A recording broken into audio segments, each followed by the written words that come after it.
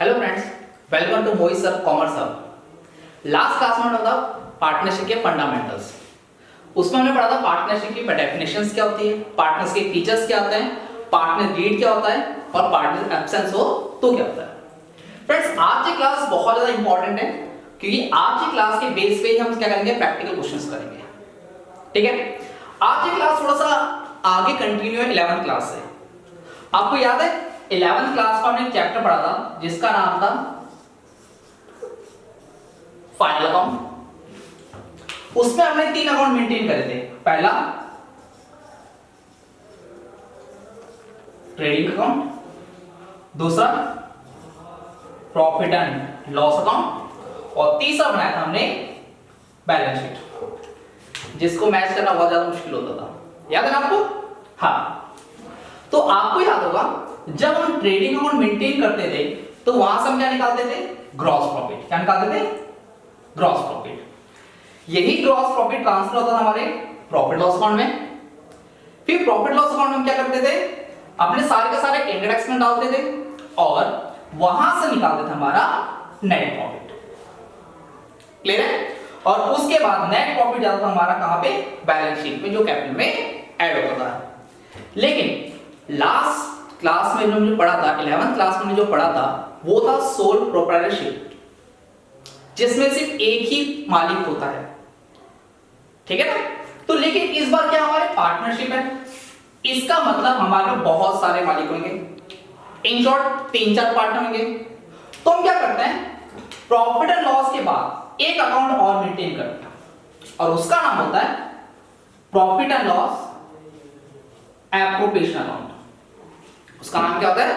Profit and loss appropriation account. आपको याद हो 11th क्लास में हमने एप्रोप्रिएशन का मतलब पढ़ा था। आपने 2 वर्ड पढ़े थे, एक तो पढ़ा था एप्रोप्रिएशन और एक पढ़ा था चार्ज। 2 वर्ड पढ़े थे, याद है ना आपको? चार्ज जो होता था वो प्रॉफिट एंड लॉस अकाउंट से क्या करता था, माइनस होता था।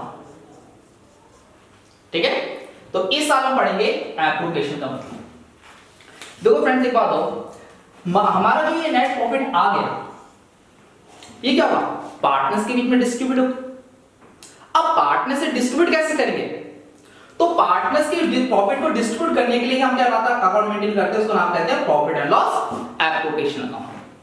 तो आज की क्लास में हमारा यही चलेगा कि प्रॉफिट लॉस एप्रोप्रिएशन अकाउंट है क्या, इसका फॉर्मेट कैसा आता है और इसके अंदर कौन कौन से आइटम्स आते हैं। तो पहले पढ़ते हैं क्या लिखा है। वो बोलता है it is an extension of profit and loss account. कि क्या ये प्रॉफिट एंड लॉस का एक्सटेंशन पार्ट है, मतलब प्रॉफिट एंड लॉस का ही अगला वाला पार्ट है। इसका मतलब जब तक मेरा profit and loss account maintain नहीं होगा तब तक मैं प्रॉफिट लॉस एप्रोप्रिएशन नहीं बना सकता। इसका मतलब हमारी सारी की सारी अकाउंटिंग वही रहेगी जो हमने 11th क्लास में पढ़ी थी, वही जनरल एंट्री, वही लेजर अकाउंट, वही ट्रेडिंग अकाउंट, वही प्रॉफिट लॉस और उसके बाद आएगा प्रॉफिट लॉस एप्रोप्रिएशन। फिर कहता है after determining net profit, profit and loss appropriation account is prepared. कि प्रॉफिट निकालने के बाद हम क्या मेंटेन करते हैं, profit and loss appropriation account को मेंटेन करते हैं। टू शो, इसमें क्या करते हैं, शो करते हैं डिस्ट्रीब्यूशन ऑफ प्रॉफिट, कि जो फर्म का जो प्रॉफिट हुआ है उसको हम क्या करते हैं बेटा, डिस्ट्रीब्यूट करते हैं। अब तो सिंपल सी बात है, प्रॉफिट एंड लॉस में सिर्फ वही खर्च आते थे जो फर्म के होते थे। किसे खर्च आते थे? सिर्फ फर्म के। लेकिन एप्रोप्रिएशन का मतलब होता है यहां पे जो होता है फर्म और पार्टनर्स के बीच क्या एग्रीमेंट्स आते हैं कि अगर हम पार्टनर्स को कोई चीज दे रहे हैं तो कहां आएगी, प्रॉफिट लॉस एप्रोप्रिएशन में आएगी। जैसे सैलरी किसकी, पार्टनर्स की। देखो सैलरी 2 होती है, एक तो होती है पार्टनर्स की, एक होती है वर्कर की।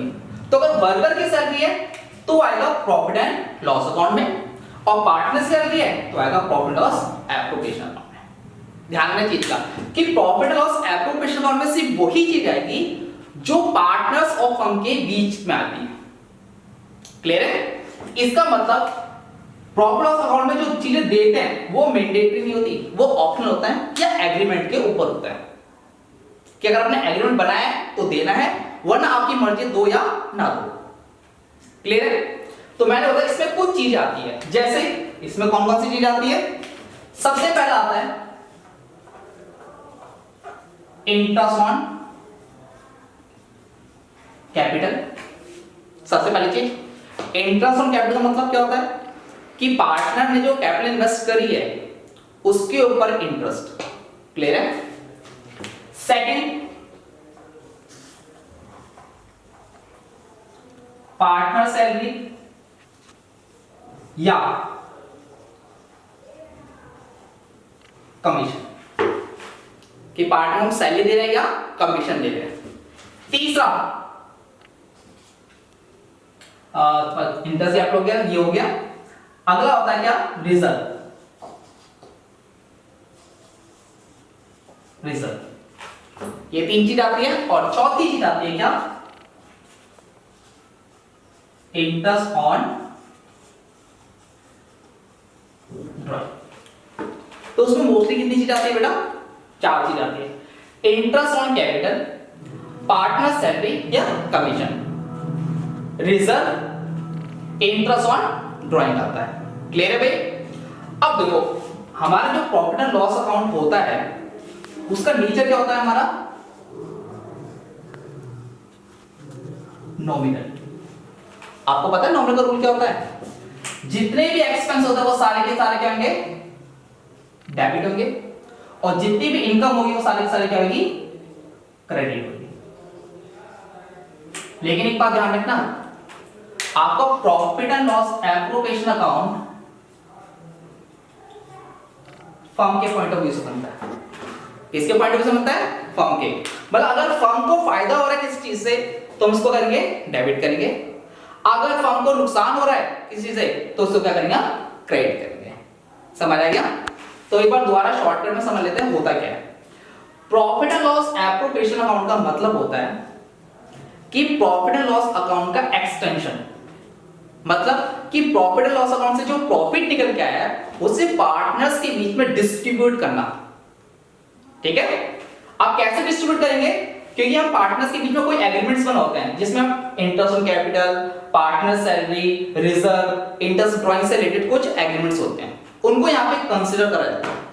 अब वो कैसे कंसीडर करा जाता है वो हम आगे अभी देखेंगे। ठीक है ना? अब देखेंगे हम profit and loss appropriation account कैसे मेंटेन करते हैं। देखो आपको पता है अब हम यहाँ पे इसका टी शेप अकाउंट मेंटेन करेंगे। कौन सा अकाउंट मेंटेन करेंगे? T shape. इसका फॉर्मेट होता है पर्टिकुलर अमाउंट, पर्टिकुलर अमाउंट। देखो यहां पे डेटा कॉलम नहीं खुलता। क्यों नहीं खुलता? क्योंकि आपको पता है profit and loss account maintain होता है 31 मार्च को, तो प्रॉफिट लॉस एप्रोप्रिएशन अकाउंट में कब मेंटेन होता है? 31 मार्च को। और ये 31 मार्च को मेंटेन होते हैं सारे के सारे अकाउंट, इसी वजह से यहां पे डेटा कॉलम नहीं खोला जाता। अब बात करते हैं बनाना क्या है। देखो आपको पता होगा जब आपने profit and loss account maintain करा होगा, ये ना रफली डायग्राम में ध्यान रखना, तो आपने यहां पे नेट प्रॉफिट निकाला होगा, ऐसा कुछ नेट प्रॉफिट निकाला होगा। वही नेट प्रॉफिट यहां पे ट्रांसफर होता है कहां पे? Profit and loss account. तो यहां लिखते हैं टू, सही से लिखने दो, प्रॉफिट एंड लॉस। ये लिख दिया? ठीक है।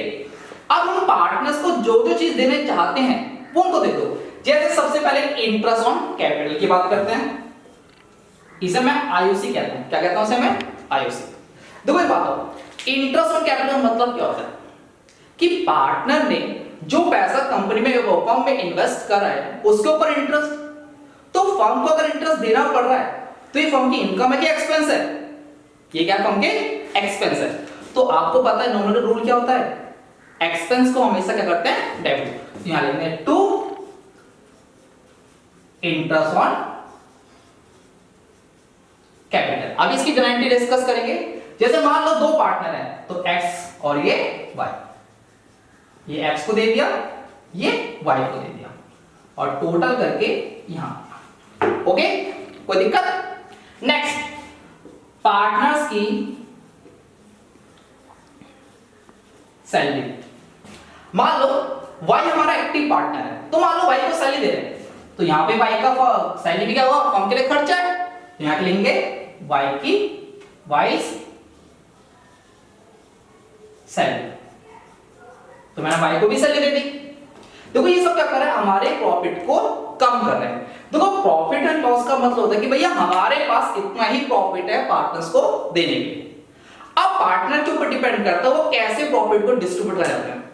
अब सारा का सारा प्रॉफिट के तौर पे लेना चाहते हैं कि या interest on capital, salary, commission के तौर पे लेना चाहते हैं, लेकिन प्रॉफिट हमारे पास सिर्फ उतना ही रहेगा जितना प्रॉफिट लॉस अकाउंट से निकल के आएगा। हो सकता है कमीशन, जैसा मान लो एक्स ने हमारा कोई काम करा था तो हमने एक्स को क्या दी, कमीशन दी, तो हम क्या करेंगे, एक्स को कमीशन भी दे देंगे।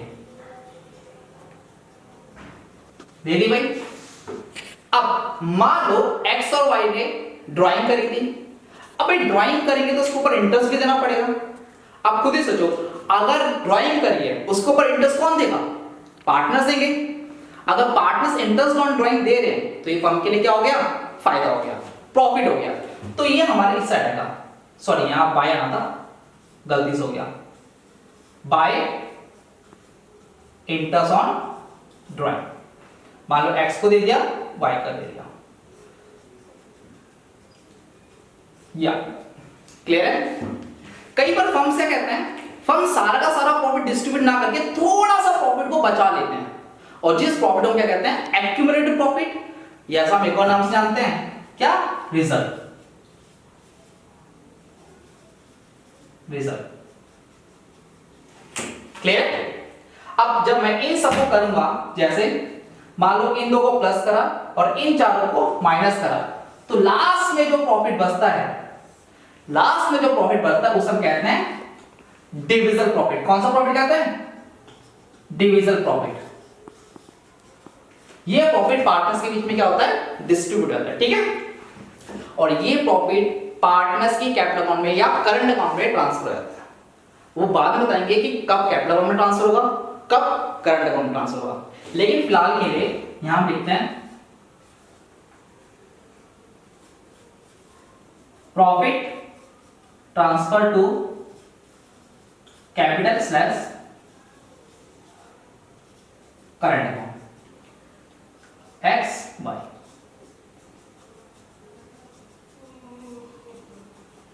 और ये हमारा profit loss appropriation account maintain हो गया। बहुत ही सिंपल है, लेकिन एक बात ध्यान रखना, इसको बेसिक कंसेप्ट होना जरूरी है कि इंटरेस्ट ऑन कैपिटल यहां पे डेबिट क्यों हो रहा है और इंटरेस्ट ऑन ड्रॉइंग यहां पे क्रेडिट क्यों हो रहा है। सिंपल सी बात है, जो चीज फर्म के लिए नुकसान है, जो चीज फर्म के लिए एक्सपेंस है, वो सारी चीजें क्या होगी, यहां पे डेबिट होगी, और जो भी फर्म के लिए इनकम है वो सारी क्या होगी, यहां पे क्रेडिट होगी। लेकिन बस एक बात का ध्यान रखना, यहां पे सिर्फ वही चीजें आती है जो पार्टनर से रिलेटेड। इसका मतलब इसको पे करना या इसको लेना मैंडेटरी नहीं होता है, सिर्फ इनके आपस की अंडरस्टैंडिंग के ऊपर बात होती है। जैसे मान लो यहां पे लिखा वर्कर सैलरी, तो क्या worker salary profit loss appropriation account में आएगा, नहीं आएगा, क्योंकि वर्कर सैलरी होती है रिस्पांसिबिलिटी किसकी, फर्म की, कि फर्म को पे करना ही करना है, चाहे प्रॉफिट हो चाहे लॉस हो। क्लियर है। तो ये वर्कर सैलरी कहां आएगा, फिर आपका profit and loss account. Clear है। तो ये था हमारा छोटा सा बेसिक क्या, profit loss appropriation account. Clear है। आई होप आपको समझ आ गया होगा, क्योंकि बहुत सिंपल है, इसमें कुछ चीज करने की जरूरत ही नहीं है। आपका प्रॉफिट लॉस अकाउंट से जो नेट प्रॉफिट है उसको यहां ट्रांसफर कर दो।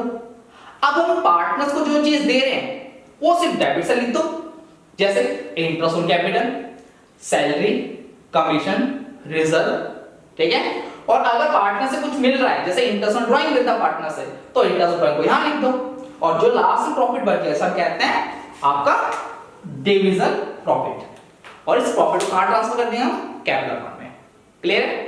अब थोड़ा सा अब हम क्वेश्चंस करेंगे, प्रैक्टिकल क्वेश्चंस, ठीक है। प्रैक्टिकल क्वेश्चन करने के बाद अच्छे समझेंगे कि प्रॉफिट लॉस एप्रोप्रिएशन अकाउंट आखिर बनता कैसे है। तो मैंने उठाया क्वेश्चंस, क्वेश्चन नंबर 10 तेज गेवाल 2019। क्लियर है। आपको यहां पे ऊपर दिख जाएगा क्वेश्चंस, क्वेश्चन कहता क्या है, बोलता है A and B are partner, A's capital 1 lakh and B's capital is 60,000.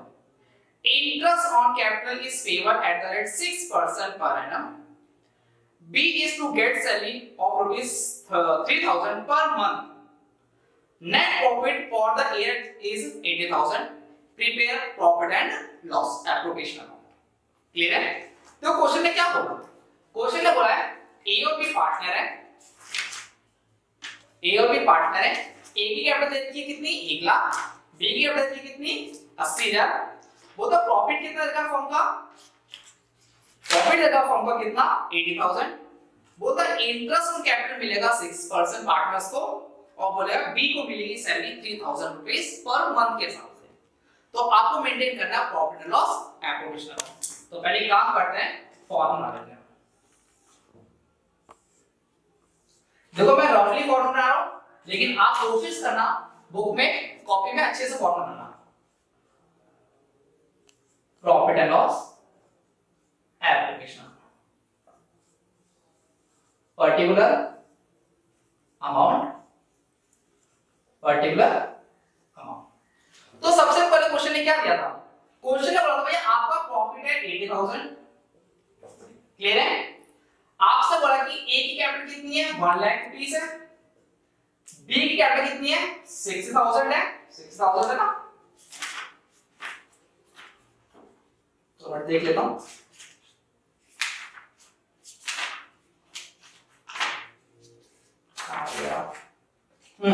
B की कैपिटल कितनी है 6,000 है, इंटरेस्ट ऑन कैपिटल मिलेगा कितना 6% पर एनम और बी को मिलेगी सैलरी 3,000 पर मंथ के हिसाब से। ओके, तो हम क्वेश्चंस करते हैं।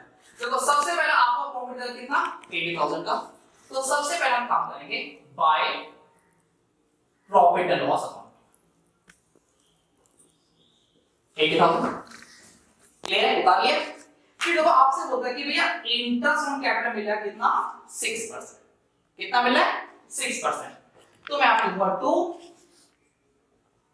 इंटरेस्ट ऑन कैपिटल, कौन कौन है पार्टनर्स ए और बी। तो अगर मैं ए का इंटरेस्ट ऑन कैपिटल निकालूं तो बहुत सिंपल है, अगर मैं ए का निकालूंगा तो वही 1 लाख रुपीस कैपिटल की और 6% के कितना हो गया 6,000। और ऐसे अगर बी का निकालूं 6,000 का 6% कितना हो गया 3,600। तो ए को दे दिया मैंने कितना 6,000, बी को मैंने दे दिया कितना 3,600, तो टोटल होगा कितना 9,600। तो इंटरेस्ट को कैपिटल दे दिया। अब बोलता है भाई बी को सैलरी दे दो, बी एक्स्ट्रा काम कर रहा होगा ना, तो मैंने तो ठीक है दे दी सैलरी, तो लिखा टू सैलरी। किसको देनी है भाई बी को, कितनी सॉरी 3,000 पर मंथ। तो भाई एक महीने की अगर 3,000 है तो 12 मंथ कितनी होगी 36,000। कोई दिक्कत, इसके अलावा कुछ कहा नहीं क्वेश्चन में। तो अब बताओ मेरा प्रॉफिट कितना हो गया। देखो भाई 80,000 मेरा प्रॉफिट था, उसमें से इन दोनों क्या कर दो माइनस कर दो। तो मैंने क्या करा 80,000 माइनस 44,600, ठीक है 5 44 है ना, नहीं 45 आया 4 3। क्लियर, कितना बचा प्रॉफिट 34,400 बचा। अब इस प्रॉफिट को कौन बांटेगा ए और बी। लिखेंगे प्रॉफिट ट्रांसफर टू, देखो क्वेश्चन में यहां कुछ नहीं बोला कि आपका कैपिटल फिक्स है कि फ्लक्चुएटिंग, तो आगे डिसाइड करेंगे, ध्यान रखना। तो अब कुछ नहीं बोलता तो प्रॉफिट ट्रांसफर हमेशा कहां करेंगे कैपिटल अकाउंट में, ए और बी। और एक और बात, यहां आपको ये भी नहीं बताया कि आपकी प्रॉफिट शेयरिंग रेशियो है क्या, कि आप प्रॉफिट किस रेशियो बांटेंगे। तो अगर क्वेश्चन साइलेंट है, अगर क्वेश्चन साइलेंट है, तो मान लेना कि प्रॉफिट क्या बटेगा, इक्वल बटेगा। तो भाई 34,400 को इक्वल बढ़े कितना था, 17,200 ये आपका क्वेश्चन क्या हो गया, खत्म हो गया। क्लियर है? टोटल कितना है भाई, 80,000 डन। तो ये था हमारा क्वेश्चन नंबर 10 टीएस लेवल का। देखो कोशिश करते बस कुछ चीजें ध्यान रखना। सबसे पहली चीज, अगर आपकी पीएसआर कहते हैं प्रॉफिट शेयरिंग रेशियो, अगर क्वेश्चन में आपको प्रॉफिट शेयरिंग रेशियो नहीं देती है तो प्रॉफिट हमेशा इक्वल बराबर बांटना। ठीक है, ध्यान रखना चीज का। क्लियर है? तो ये सिंपल सा क्वेश्चन था, क्वेश्चन नंबर 10।